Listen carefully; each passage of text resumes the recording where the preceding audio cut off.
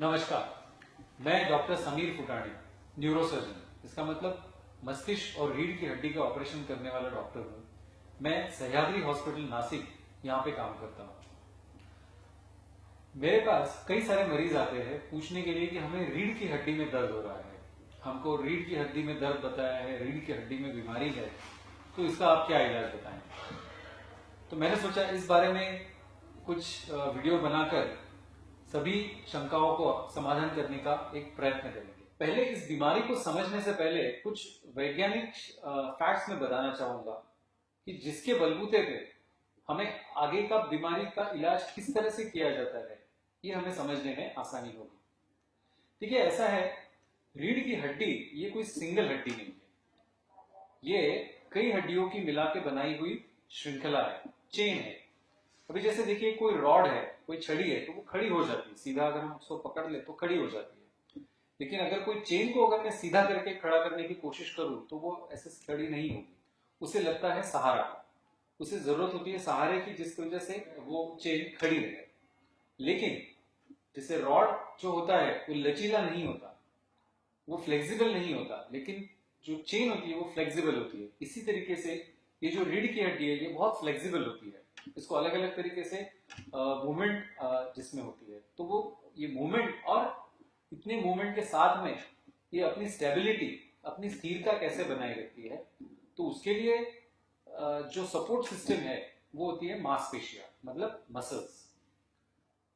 कई बड़े बड़े मसल्स होते हैं कि जो ये रीढ़ की हड्डी को गर्दन, मस्तिष्क से लेकर कमर तक जोड़ने का काम करते हैं, जैसे trapezius, latissimus dorsi, multifidus, erector spinae, ऐसे कई कई बड़े नामों वाले बड़े मसल्स इसमें होते हैं जो इन सब चीजों को सपोर्ट करते हैं। अब होता क्या है, जैसे उम्र बढ़ते जाती है, जैसे 25-30 साल के आगे चलती जाते हैं, तो एक नेचुरल तौर पे इन मांसपेशियों में कमजोरी आना शुरू होता है। कमजोरी से भी ज्यादा मैं कहूंगा कि इसका लचीलापन कम हो जाता है, इसकी जो फ्लेक्सिबिलिटी है वो कम हो जाती है, रिजिड होना शुरू हो जाता है। अपार्ट फ्रॉम नेचुरल प्रोसेस, इसमें बैठने वाला जॉब या लगातार कई समय तक बैठने, वो बढ़ता हुआ वजन, जिन मरीजों में स्मोकिंग, अल्कोहल वगैरह की आदतें हैं उनमें भी ये कुछ हद से ज्यादा बढ़ता है, और लैक ऑफ एक्सरसाइज, मतलब एक्सरसाइज ना करना, ये भी सबसे इंपॉर्टेंट इसमें वजह हो सकती है। तो ऐसे वजह से इसका जो फ्लेक्सिबिलिटी कम हो जाती है, जिसके चलते ये रीढ़ की हड्डी को तोल नहीं सकता, इसको सहारा देने में कमजोर पड़ जाता है। तो जिसके चलते ये जो रीढ़ की हड्डियां है एक दूसरे पे इसमें ये घर्षण होना शुरू हो जाता है, इस एक दूसरे पे फिसलने की कोशिश करना चालू कर देते हैं,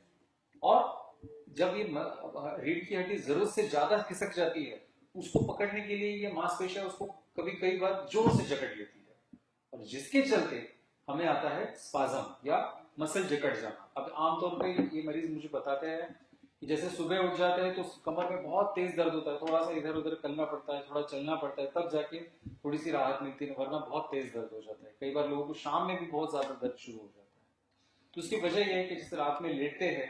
तो मांसपेशियां थोड़ी रिलैक्स हो जाती है, आप नींद में, गहरी नींद में मांसपेशियां रिलैक्स हो गई, मसल्स रिलैक्स हो गए, जैसे ही उठ जाते हैं तो रीढ़ की हड्डी का अचानक से वजन आ बनता है, तो वो तो संभाल नहीं पाते, तो उसको मसल जो है वो एक्स्ट्रा काम करने में लग जाते हैं, उसको पकड़ने में लग जाते हैं, तब जाके इस तरीके का दर्द होना शुरू होता है।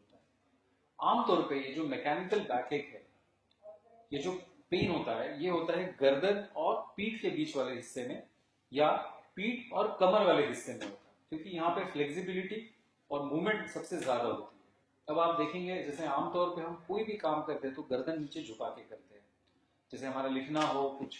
कुकिंग का काम हो, या कंप्यूटर वाला काम हो, और सबका फेवरेट मोबाइल देखने वाला काम हो, सारे काम नीचे देख के किए जाते हैं, कोई भी गर्दन हम पीछे करके बहुत कम काम करते हैं।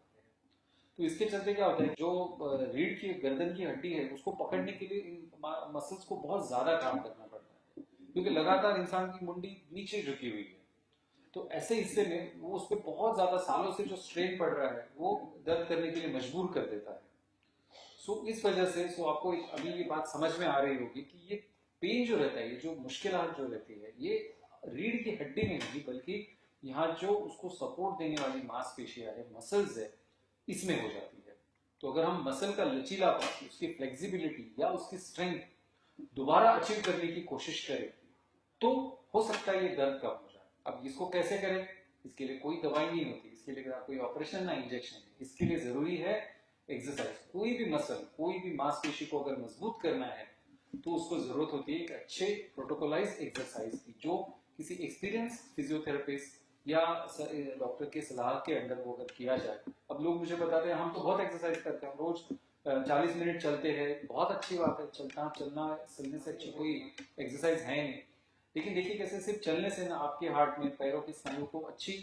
वर्जिश होती है, लेकिन पीठ की मसल के लिए कुछ स्पेशलाइज फिजियोथेरेपी, कुछ स्पेशलाइज एक्सरसाइजेस जरूरी होती है, जो उसके लिए करना जरूरी होता है या ज्यादा बेहतर होता है। जनरल एक्सरसाइज का इसमें ज्यादा रोल नहीं है। सो ये अगर मांसपेशियां दोबारा से मजबूत हो जाती है, दोबारा से वजन थोड़ा घट जाता है, दोबारा से अगर बैठना और ये चलना, ज्यादा एक एक्टिव लाइफस्टाइल और अच्छा डाइट और एडिक्शन से अगर हम दूर रहते हैं, तो ये हो सकता है ये पीठ का दर्द, ये रीढ़ की हड्डी वाला दर्द हो सकता है शायद कम हो जाए। इसके अलावा रीढ़ की हड्डी में इन्फेक्शन बन जाने से,